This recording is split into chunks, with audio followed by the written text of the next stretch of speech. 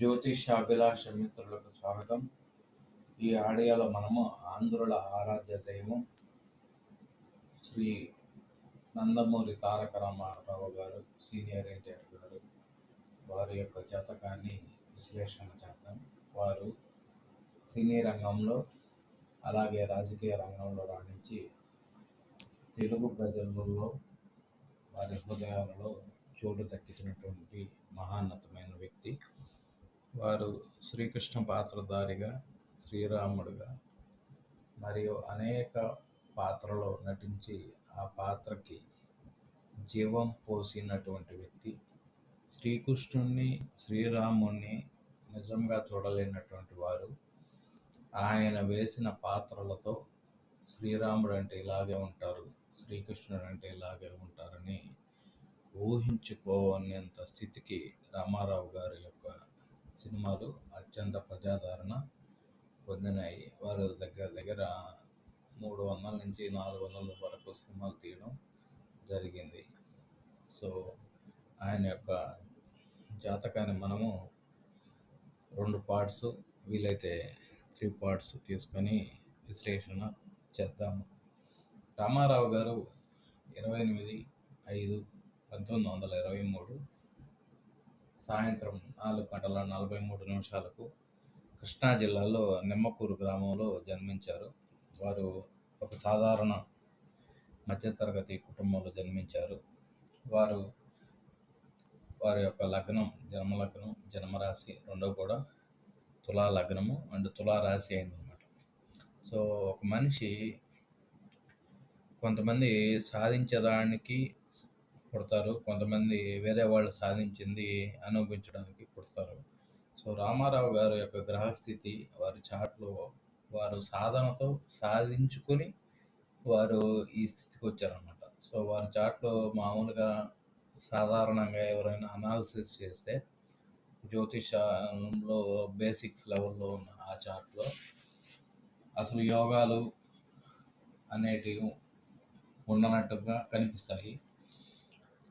వాటిని చూసినటువంటి వ్యక్తులు ఇతను ఇంత సెలబ్రిటీ అవుతారు అని చెప్తే సెలబ్రిటీ కారుని చెప్పేస్తారు అనమాట. మామూలుగా సాధారణంగా అటువంటి గ్రహస్థితి చార్ట్లో ఉంది. అక్కడ ఉన్నటువంటి గ్రహాలని ఆయన తన యొక్క పనితో, తన యొక్క నిబద్ధతతో, నిబద్ధమైన జీవితంతో గడిపి శారీరక శ్రమతో సాధించుకొని ఆయన ఈ స్థితికి వచ్చాడని అక్కడున్న గ్రహస్థితి చెప్తుంది. ఆ శారీరక శ్రమతో సాధించుకోబట్టి అతను ఈ స్థితికి వచ్చాడు. అక్కడున్న గ్రహస్థితిని కూడా అతను మార్చి రాసుకొని అటువంటి స్థితికి రాగలిగాడు అనమాట. సో అందువల్ల ఇది ఒక ప్రత్యేకమైన జాతకం. తెలుగు నాట ఎందరో మహనీయుల్లో ఇది ఒక ప్రత్యేకమైన జాతకంగా మనం అభివర్ణించుకోవాలి.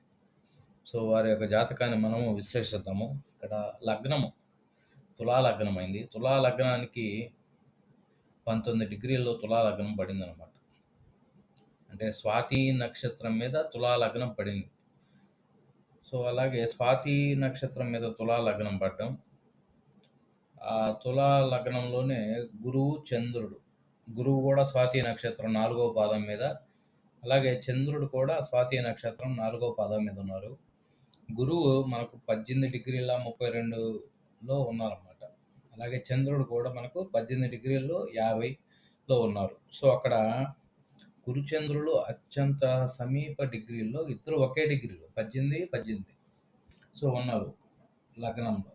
సో అలాగే ఇక్కడ హోరా లగ్నంలో కూడా, హోరా లగ్నం కర్కాటక లగ్నం అయింది. కర్కాటక లగ్నంలో 4 ప్లానెట్స్ ఉన్నాయి. అందులో కూడా గురుచంద్రుడు ఇద్దరు కలిసే ఉన్నారు అనమాట. సో నవాంశ లగ్నంలో కూడా గురుచంద్రుడు ఇద్దరు కలిసి ఉంటారు. నవాంశ లగ్నంలో మీన లగ్నం అయింది. ఆ మీన లగ్నంలో కూడా గురుచంద్రుడు ఇద్దరు కలిసి ఉన్నారు. అంటే మొహంలో ఒక దైవ కళ ఉంటుంది, ఒక దైవత్వం ఉట్టిపడేటటువంటి ప్లానెట్ ఎప్పుడైతే మన అలాగా మొదటి భావన ఉందో, అది లగ్నం అయిందో, ఆ లగ్నంలో దేవతల యొక్క గురువు అయిన బృహస్పతి ఎప్పుడైతే లగ్నంలో గురువు ఉన్నారో, ఒక మొహంలో ఒక దైవ కళ తాండవిస్తూ ఉంటుంది అనమాట. అంటే ఉత్తేజంగా ఉంటుంది మొహం, ఇప్పుడు ఒక కళ కళనేది ఇక్కడ గురువు లగ్నంలో చంద్రుడితో కూడా కలిసి రూప లావణ్యాలు గల కారకుడైనటువంటి చంద్రుడితో కలిసి ఆ లగ్నంలో ఉండడం వల్ల ఆ మొహంలో ఆ కళ యొక్క తాండవిస్తుంటుంది దైవ కళ. అదే నవాంశాల లగ్నంలో కూడా మీన లగ్నం అయింది. అది యొక్క గురుడు యొక్క లగ్నం. ఆ లగ్నంలో కూడా గురు చంద్రుడు కలుస్తున్నారు.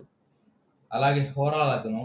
హోరా లగ్నం అంటే ధన లగ్నం అనమాట. అందులో కర్కాటక లగ్నం అయింది. ఆ కర్కాటక లగ్నంలో కూడా గురు చంద్రుడు కలుస్తున్నారు. అలాగే సప్తమాంస చక్రంలో కుంభ లగ్నం అయింది. కుంభ లగ్నంలో కూడా గురు చంద్రుడు ఇద్దరు కలుస్తున్నారు. అలాగే దశమాంస అంటే మన వృత్తికి సంబంధించిన లగ్నం రాశి.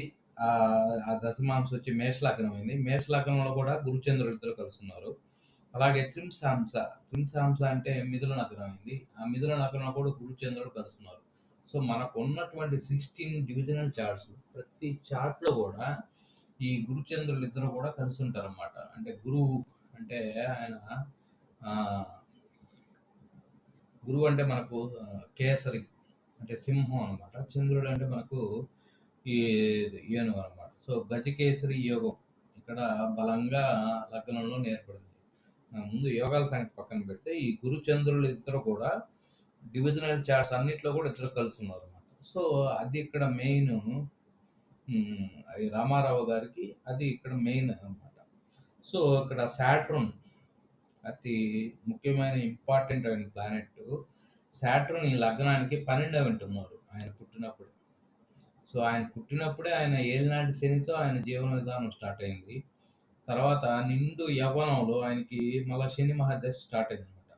అంటే ఆయన పుట్టినప్పుడు ఆయన స్వాతి నక్షత్రం మీద పుట్టారు. అది 1 సంవత్సరం ఉంది. తర్వాత వచ్చి గురు మహాదశ 1924 నుంచి 1940 వరకు. తర్వాత శని మహాదశ 1940 నుంచి 59 వరకు. అంటే 17 సంవత్సరాలకి నిండు యవ్వనం. అప్పుడే యవ్వనం స్టార్ట్ అయింది. ఆ యవ్వనం స్టార్ట్ అయినప్పటికి ఈయన శని మహాదశ స్టార్ట్ అయింది. సో ఈయన పుట్టడమే ఏలినాటి శనితో పుట్టారు. అలాగే 17 సంవత్సరాలకే ఆయనకి శని యొక్క మహాదశ వచ్చింది. ఆయన మళ్ళా ఆయన సినీ ప్రవేశానికి ఆయనకి ఏలినాటి శని స్టార్ట్ అయింది. అంటే ఈ జన్మ జాతకుడికి ఈ ఏలినాటి శని 12వ ఇంట్లో ఉన్న శని ఆయన పుట్టినప్పుడు నుంచి ఆయనకి ఆయన కెరీర్ ఎప్పుడైతే స్టార్ట్ అయిందో అప్పుడు కానీ, మళ్ళా ఆయన రాజకీయాలకు వచ్చినప్పుడు కానీ, ప్రతి సందర్భంలో కూడా శని మహర్దశ మొత్తం కానీ, ఏలినాటి శని కానీ, అష్టమ శని కానీ, అర్ధాష్టమ శని కానీ ఆయనకి విపరీతంగా యోగించారనమాట. శని అక్కడ యాక్షన్. సో ఆయన యాక్షన్ ప్లానెట్ అయినటువంటి శని అక్కడ యాక్షన్ చేయడం, యాక్షన్కి కారకుడైనటువంటి శని ఆ విధమైన స్థితిని అక్కడ ఇచ్చాడనమాట. సో దాన్ని 9వ ఇంట్లో ఉన్న కుజుడు చతుర్థ దృష్టితో శని భగవాను చూస్తున్నాడు. అక్కడ కుజుడు మనకు బూస్టింగ్ అనమాట. సో బాగా యాక్టివ్ రోల్ ప్లాన్ చేయాలంటే కుజుడు మన జాతకంలో బలంగా ఉంటేనే అప్పుడు మనం యాక్టివ్గా ఉంటాము. ఎటువంటి రోల్ అయినా మనం చేయగలుగుతాం. సో కుజుడు చతుర్థ దృష్టితో శని భగవాన్ని చూడటం. సో లగ్నంలో గురుచంద్రులు ఇద్దరు కలిసి ఉండడం అదొక క్రియేషన్. సో దేనైనా సరే సులభంగా అర్థం చేసుకొని ఆ యొక్క యాక్టింగ్లోకి మనం పరకాయ ప్రవేశం చేసి జనాల్ని మంత్రముగ్ధులు చేస్తారన్నమాట. సో అది ఎటువంటి డైలాగులు చెప్పడం, ఎటువంటి యాక్షన్ చేయడం, ఇవన్నీ కూడా కరెక్ట్గా మన క్రియేషన్ అనేది ఆ గురుచంద్రులు లగ్నంలో ఉండడం వచ్చిందన్నమాట. సో దాన్ని శుక్రుడు సప్తమ దృష్టితో తన లగ్నాన్ని, తన రాశిని తనే చూడడం వల్ల ఇంకా అది 100%. ఇంకా ఇంతకంటే గొప్ప నటుడు ఇంకా ఎవరు లేరు అనే స్థితికి ఆ శుక్రుడు ఆ గురుచంద్రులిద్దరిని చూసుకోవడం వల్ల వచ్చిందన్నమాట. సో ఇక్కడ మనం నక్షత్రం చూసుకుంటే గురుచంద్రులు ఇద్దరు రాహు నక్షత్రం, స్వాతి నక్షత్రం మీద పడ్డారు. అలాగే ఇంకక్కడ రవి ఉన్న నక్షత్రం ఆయన మన రోహిణి నక్షత్రం మీద పడ్డారు. రోహిణి నక్షత్రానికి అధిపతి వచ్చేసి చంద్రుడు, ఆయన మళ్ళీ లగ్నంలో ఉన్నారు. సో అలాగే చంద్రుడు ఇక్కడ ఆల్రెడీ లగ్నంలో ఉన్నాడనమాట చంద్రుడు. సో రవి లగ్నానికి సంబంధం, చంద్రుడు లగ్నానికి సంబంధం, కుజుడు ఆయన స్వనక్షత్రంలో ఉన్నాడనమాట. అంటే ఇక్కడ సర్వే గ్రహాః స్వనక్షత్ర స్వరాశి యందు ఉంటే, అంటే గ్రహాలు స్వనక్షత్రం మీద ఉన్న, స్వరాశి యందు ఉన్న ఇవి కొద్దిగా మంచి ఫలితాలు ఎక్కువ ఇస్తాయి అనమాట. సో ఇక్కడ కుజుడు మనకు మిథున రాశిలో స్వనక్షత్రంలో ఉన్నారనమాట. శుక్రుడు మనకు ఆయన భరణి నక్షత్రం స్వనక్షత్రంలో ఉన్నారన్నమాట. సో ఇక్కడ కుజుడు మృగశిరలో ఉండడం స్వనక్షత్రం, శుక్రుడు భరణిలో ఉండడం అది స్వనక్షత్రం అయింది. శుక్రుడు భరణిలో ఉంటే మళ్ళీ లగ్నానికి సంబంధం అనమాట. తర్వాత శని మహారాజు చూసుకుంటే ఇక్కడ ఆయన హస్త నక్షత్రంలో ఉన్నారు. హస్త నక్షత్రానికి అధిపతి అయినటువంటి చంద్రుడు లగ్నంలో ఉన్నాడు. మళ్ళా శనికి లగ్నానికి సంబంధం ఏర్పడింది. అలాగే ఇక్కడ మనకు రాహు చూసుకుంటే పూర్వ పల్గుని నక్షత్రంలో ఉన్నారు. సో అది శుక్రుడు యొక్క నక్షత్రం. ఆ శుక్రుడు సప్తమాన్ని చూసి మన లగ్నాధిపతి అయినాడు కాబట్టి రాహు కూడా లగ్న సంబంధం ఉందన్నమాట. అలాగే కేతువు వచ్చేసి మనకు పూర్వభద్ర నక్షత్రం మీద కేతువు ఉన్నారు. అంటే పూర్వభద్ర నక్షత్రానికి అధిపతి గురు భగవానుడు. అంటే కేతువు కూడా గురువు సంబంధం ఉంది. గురువు మన లగ్నంలో ఉంది. అంటే ఇక్కడ ఉన్నటువంటి ప్లానెట్స్ అన్నీ కూడా లగ్నాన్ని ఇంపాక్ట్ చేస్తున్నాయి. సో ఆ ప్లానెట్స్ ఇచ్చే ఆ ప్లానెట్స్ ఉన్న పోర్ట్ఫోలియోస్ మొత్తం కూడా లగ్నానికి, ఆ లగ్నంలో పుట్టినటువంటి వ్యక్తి మీద అవి అత్యంత ప్రభావం చూపిస్తాయి అన్నమాట. రవి కానీ, చంద్రుడు కానీ, శుక్రుడు కానీ, బుధుడు కానీ, కుజుడు కానీ, గురు, శుక్ర, శని, రాహు, కేతు మొత్తం కూడా లగ్నాల మీద ఇంపాక్ట్ ఉన్నాయి. సో ఇది ఇక్కడ ఇతనికి ఒక మహాన్నత వ్యక్తికి అవ్వడానికి, ఒక దైవంతో సమానంగా ప్రజలు విశేష ఆదరణ చూడడానికి ఇది ఒక మెయిన్ కారణంగా అయిందనమాట. సో ఇంకా మనకు వచ్చేసి కాలాపాసన, సమయాపాలన అంటే సమయాన్ని సద్వినియోగం చేసుకొని మనం ముందుకు వెళ్ళడానికి ఈ లగ్న జాతకుడికి శని 12వ ఇంట్లో ఉండి కష్టపడే తత్వాన్ని విపరీతంగా ఇచ్చిందనమాట. సో దానివల్లే అతను శ్రమని నమ్ముకొని అతను మంచి పొజిషన్కి వెళ్ళారన్నమాట. సో నెక్స్ట్ ఇక్కడ శని 20 డిగ్రీలో ఉన్నారు. అంటే అత్యధిక డిగ్రీలు పొందినటువంటి ప్లానెట్ శని మహారాజు. అంటే ప్రసిద్ధ కర్మే జీవస్సు శని. శని ఎక్కడైతే అత్యధిక డిగ్రీలు పొందుతారు అంటే రాహుకేతువులు 23 డిగ్రీలు ఉన్నారు. వాటి ఛాయాగ్రహాలు కాబట్టి అవి తీసేయాలి. ఇంకా రాహుకేతువులు తీసేస్తే మనకు అత్యధిక డిగ్రీలు పొందినటువంటి ప్లానెట్ శని మహారాజు. ఆయన 1 నుంచి 20 డిగ్రీలు ఉన్నారు. సో శని అత్యధిక డిగ్రీలు ఉంటే ప్రసిద్ధ కర్మ చేసుకొని ప్రసిద్ధుడు అవుతాడని మనం చెప్పవచ్చు అనమాట. సో ఇంకా తులా లగ్నం, తులా రాశిలో పుట్టిన వాళ్ళకి దేవద్వినామహ అంటే వీరు దేవద్వినామము అంటే దేవతల యొక్క పేర్లు పెట్టుకొని వీళ్ళు ప్రఖ్యాతి చెందుతారు అన్నమాట. సో ఈయన పేరులో కూడా తారక రామ, దేవద్వినామము అంటే దేవతల యొక్క పేర్లు. తారక రాముడు అంటే 2 పేర్లు కలిసి ఒక పేరు అయిందన్నమాట, తారక రామ. అలాగే ఈ తులాలగ్నంలో పుట్టినటువంటి వారికి 2 పేర్లు ఉండే అవకాశం ఉంది. ఈ తులాలగ్నంలో పుట్టినటువంటి చిరంజీవి గారు కూడా 2 పేర్లు అన్నమాట. శంకర వరప్రసాద్ అలాగే చిరంజీవి అని 2 పేర్లు ఉంటాయి. సో అలాగా ప్రాజ్ఞ కుశలహ అంటే ప్రాజ్ఞవంతుడు, కుశలంగా ఉండేవాడు అని ఉంటుంది అన్నమాట. అలాగే మెజెస్టిక్ క్వాలిటీస్ అనేది ఎక్కువ ఉంటాయి అన్నమాట ఈ యొక్క తులా లగ్నంలో కానీ తులా రాశిలో కానీ పుట్టి. అలాగే ఈయన పుట్టినటువంటి నక్షత్రం స్వాతి నక్షత్రంలో పుట్టారు. దాత, సౌభాగ్య, ధైర్య, వికసిత హృదయ అంటే బంధుజన ప్రియుడు, దానాలు ఎక్కువ చేసేవాడు, సౌభాగ్యవంతుడు, ధైర్యవంతుడు, అలాగే వికసిత హృదయక అంటే ప్రశాంతమైన హృదయంతో ఉండేవారు. అంటే మెచ్యూరిటీ లెవెల్గా ఆలోచిస్తారు అన్నమాట. అలాగే స్వతంత్ర వ్యాపార రంగంలో రాణించేవారు, అలాగే కళారంగంలో రాణించేటటువంటి మనస్కులే ఉంటారు అన్నమాట. ఎందుకంటే నేను పుట్టినటువంటి లగ్నం స్వాతి నక్షత్రం, అందులో 2 గ్రహాలు కూడా లగ్నంలో ఉండడం వల్ల ఆ రాహు యొక్క ఇంపాక్ట్ ఎక్కువ ఉందన్నమాట. సో అలాగే మనకు వృషభ రాశిలో రవి భగవానుడు ఉన్నారు. రవి వృషభ రాశిలో ఎవరికైనా సరే, ఏ లగ్నమైనా సరే, అది ఎన్నో హౌస్ అని మనకు సంబంధం లేదు. రవి వృషభ రాశిలో ఉన్నప్పుడు ఏమవుతుందంటే సుగంధ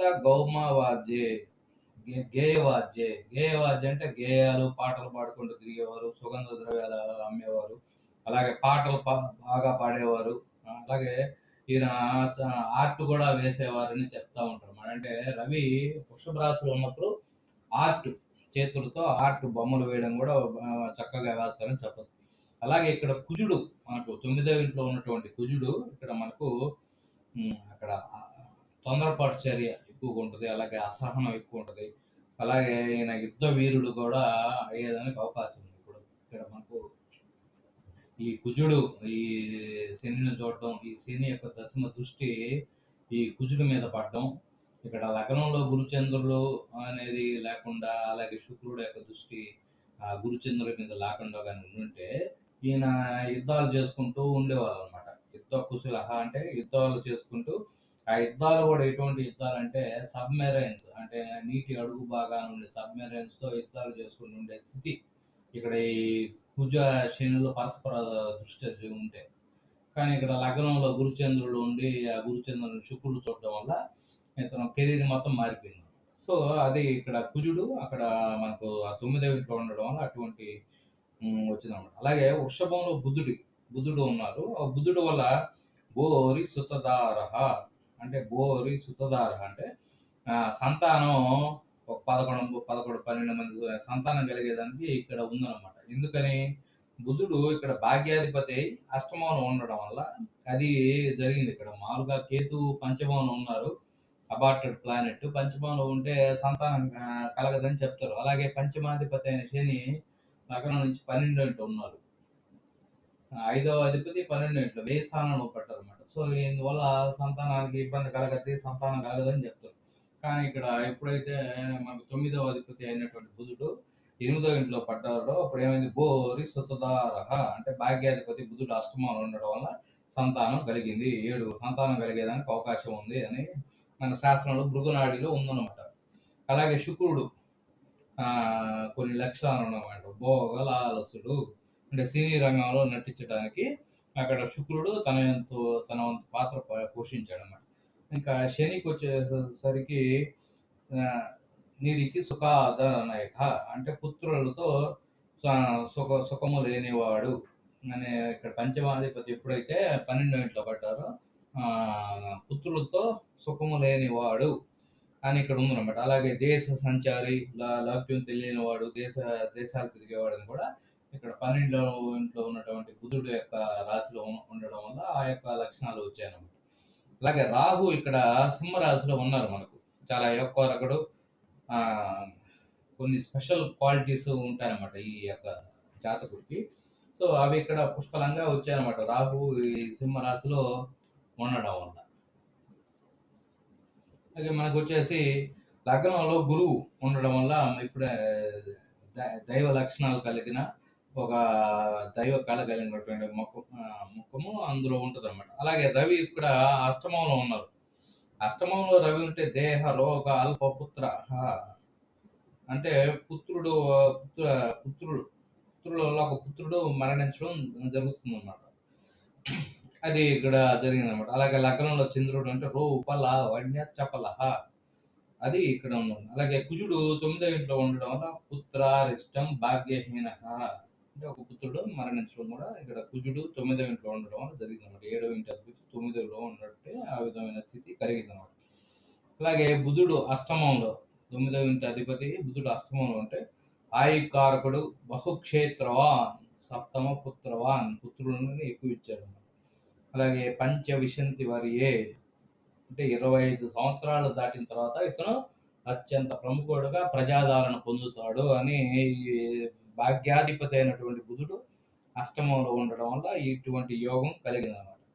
సో ఇది రామారావు గారి యొక్క ఈ చాట్లో మనం ఆయన లగ్నం ఏంది, ఆయన ఉన్నటువంటి ప్లానెట్స్ ఏ నక్షత్రంలో ఉన్నాయి, అక్కడ ఉన్నటువంటి గ్రహాలు ఏ రాశిలో ఉన్నాయి, ఆ రాశిలో ఉంటే ఎటువంటి ఫలితాలు ఉంటాయి, అలాగే 9వ అధిపతి 8వ ఇంట్లో ఉన్నప్పుడు, అలాగే 7వ అధిపతి 9వ ఇంట్లో ఉన్నప్పుడు, అలాగే శని గురించి కుజుడు గురించి అలాగా ఇక్కడ ఉన్నటువంటి నవగ్రహాల గురించి మనం ఈ యొక్క ఆడియోలో చర్చించడం అనేది. సో తదుపరి ఆడియోలో ఈ యొక్క శని మహాదశలో ఆయన సినీ రంగ ప్రవేశానికి ఆ యొక్క శని భగవానుడు ఎలా సహకరించారు, ఆ టైంలో ఆయన ఎన్ని హిట్లు సినిమాలు తీయడం జరిగింది, ఎన్ని సినిమాల్లో ఆయన నటించి జనాల్ని మంత్రముగ్ధం చేశారనేది తర్వాత వీడియోలో తెలుసుకుందాం. ఇంకా 3వ వీడియోలో వచ్చేటప్పటికి ఆయన రాజకీయ రంగానికి ఆయన ముందు భార్య చనిపోవడం, అలాగే భార్య ముందు ఆయన చనిపోవడం లాంటి ఆయన మరణం గురించి మనము తెలుసుకుందాం. సో ఈ ఆడియోని లైక్ చేసి షేర్ చేయండి. స్వస్తి.